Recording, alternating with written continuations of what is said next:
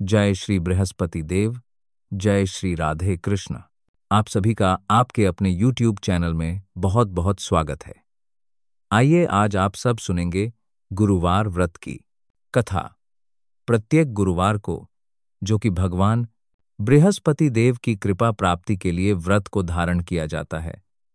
जो भी भक्त सच्ची श्रद्धा के साथ नियम और निष्ठा के साथ गुरुवार का व्रत धारण करते हैं तो भगवान बृहस्पति देव की कृपा से उनके सभी प्रकार के दुख और कष्ट दूर होते हैं तथा सभी प्रकार के सुख और समृद्धि की प्राप्ति होती है। गुरुवार के दिन चाहिए कि इस दिन केले के पेड़ के नीचे, जो कि अच्छी प्रकार से साफ सफाई करके वहां पर आसन लगा करके गुरु मिश्रित जल, जो कि केले के वृक्ष में डालनी चाहिए। एक दीपक प्रज्वलित करके भगवान बृहस्पति देव को विशेष प्रकार से कि पीला पुष्प अर्पित करें, पीला चंदन अर्पित करें, धूप और दीप दिखाएं, अनेक प्रकार का नैवेद्य अर्पित करें। विशेष करके गुड़ और चने की दाल का भगवान को भोग लगाना चाहिए, मुनक्के का भोग लगाना चाहिए और फिर गुरुवार व्रत का कथा श्रवण करनी चाहिए। जहां पर भी केले का वृक्ष ना हो तो आप भगवान बृहस्पति देव की फोटो या प्रतिमा रख के उनका पूरे विधि विधान के साथ पूजन करें। भगवान बृहस्पति देव अपने भक्तों के सभी प्रकार के मनोरथों को सिद्ध कर देते हैं। तो आइए सुनते हैं गुरुवार व्रत की कथा। तो बोलिए प्रेम से भगवान बृहस्पति देव की जय, भगवान विष्णु की जय, माता लक्ष्मी की जय। दोस्तों, कथा के अनुसार प्राचीन काल में एक बहुत ही निर्धन ब्राह्मण रहता था। उसके कोई संतान ना थी। वह नित्य पूजा पाठ करता। उसकी स्त्री ना स्नान करती और ना ही किसी देवता का पूजन ही करती थी। इस कारण ब्राह्मण देवता, जो कि बहुत दुखी रहते थे, अपनी पत्नी को बहुत समझाते, किंतु उसका कोई परिणाम ना निकलता। भगवान की कृपा से ब्राह्मण के यहाँ एक कन्या उत्पन्न हुई। कन्या बड़ी होने लगी। प्रातः स्नान करके वह भगवान विष्णु का जप करती, बृहस्पतिवार का व्रत भी करने लगी। पूजा पाठ समाप्त कर जब पाठशाला जाती तो अपने मुट्ठी में जौ भरकर ले जाती थी और पाठशाला के मार्ग में डालती हुई जाती थी। लौटते समय वही जौ कि स्वर्ण के हो जाते थे तो उसको बिनकर घर ले आती थी। एक दिन वह बालिका सूप में उन सोने के जौ को फटक कर साफ कर रही थी कि तभी उसकी माँ ने देख लिया और कहा कि हे बेटी, सोने के जौ को फटकने के लिए सोने का सूप भी तो होना चाहिए। दूसरे दिन गुरुवार था। कन्या ने व्रत रखा और भगवान बृहस्पति देव से सोने का सूप देने की उनसे प्रार्थना की और कहा कि हे प्रभु, यदि सच्चे मन से मैंने आपकी पूजा की हो तो मुझे सोने का सूप दे दो। बृहस्पति देव ने उसकी प्रार्थना स्वीकार कर ली और रोजाना की तरह वह कन्या जौ फैलाती हुई पाठशाला चली गई। पाठशाला से लौटकर जब वह जौ बिन रही थी तो बृहस्पति देव की कृपा से उसे सोने का सूख मिला। उसे वह घर लेकर आई और उसे जौ फटक कर साफ करने लगी, परंतु उसकी मां का वही ढंग रहा। एक दिन की बात है, कन्या सोने के सूप में जब जौ को साफ कर रही थी, उस समय उस नगर का राजकुमार वहां से निकला। कन्या के रूप और कार्य को देखकर वह उस पर मोहित हो गया। राजमल आकर वह भोजन तथा जल त्याग कर उदास होकर लेट गया। राजा को जब राजकुमार द्वारा अन्न और जल त्यागने का समाचार प्राप्त हुआ तो अपने मंत्रियों के साथ वह अपने पुत्र के पास गया और पूछा कि हे बेटा, तुम्हें किस बात का कष्ट है? किसी ने तुम्हारा अपमान तो नहीं किया अथवा कोई और कारण है? मुझे बतलाओ। मैं वही कार्य करूंगा जिससे तुम्हें प्रसन्नता की प्राप्ति हो सके। अपने पिता की बातें सुनकर राजकुमार बोला कि हे पिताजी, मुझे किसी बात का दुख नहीं है। किसी ने मेरा अपमान भी नहीं किया है, परंतु मैं उस लड़की के साथ विवाह करना चाहता हूं जो लड़की सोने के सूप में जौ को पटक कर साफ कर रही थी। राजकुमार ने राजा को उस लड़की के घर का पता भी बता दिया। मंत्री राजा के कहने पर उस लड़की के घर गया। मंत्री ने ब्राह्मण के समक्ष राजा की ओर से निवेदन और फिर कुछ ही दिनों के बाद ब्राह्मण की कन्या का विवाह राजकुमार के साथ संपन्न हो गया। और फिर क्या था?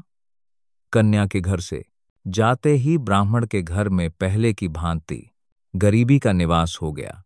एक दिन दुखी होकर ब्राह्मण अपनी पुत्री से मिलने के लिए गया। बेटी ने पिता की अवस्था को देखा और अपनी मां का हाल पूछा। ब्राह्मण ने सभी हाल कह सुनाया। कन्या ने बहुत सा धन देकर अपने पिता को वहां से विदा कर दिया, लेकिन कुछ ही दिनों के बाद फिर वही हाल हो गया। ब्राह्मण फिर से अपनी कन्या के यहां गया और सभी हाल कहा, तो पुत्री बोली कि हे पिताजी, आप माताजी को यहां लीवा लाओ, मैं उन्हें यह विधि बता दूंगी जिससे कि गरीबी दूर हो जाए।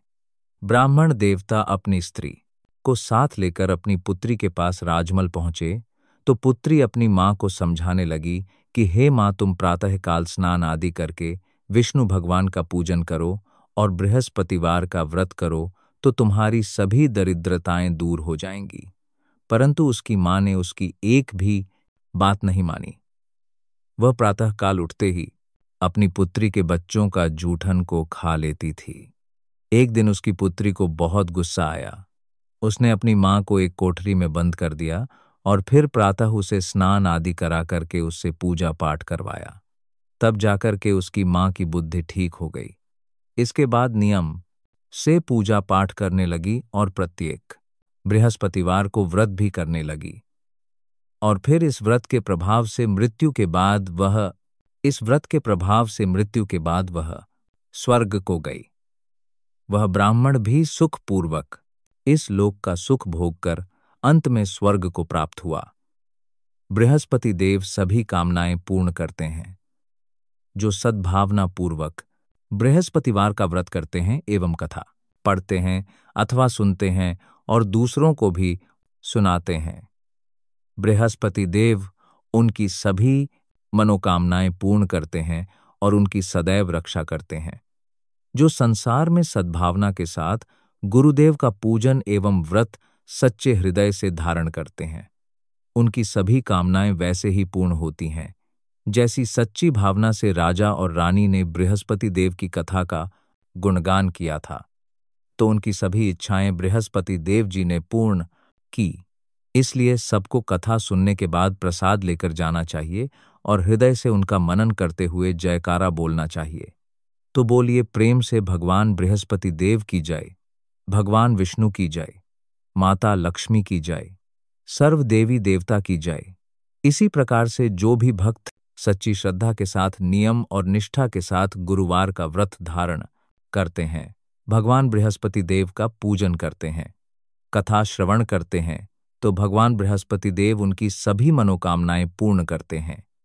गुरुवार के दिन जो भी भक्तजन व्रत को धारण करने वाले हैं, गुरुवार के दिन कुछ बातों का ध्यान भी रखना चाहिए। गुरुवार के दिन इस दिन शुद्ध और सात्विकता का पालन करना चाहिए, ब्रह्मचर्य का पालन करना चाहिए। इस दिन बाल, दाढ़ी, नाखून आदि नहीं काटनी चाहिए।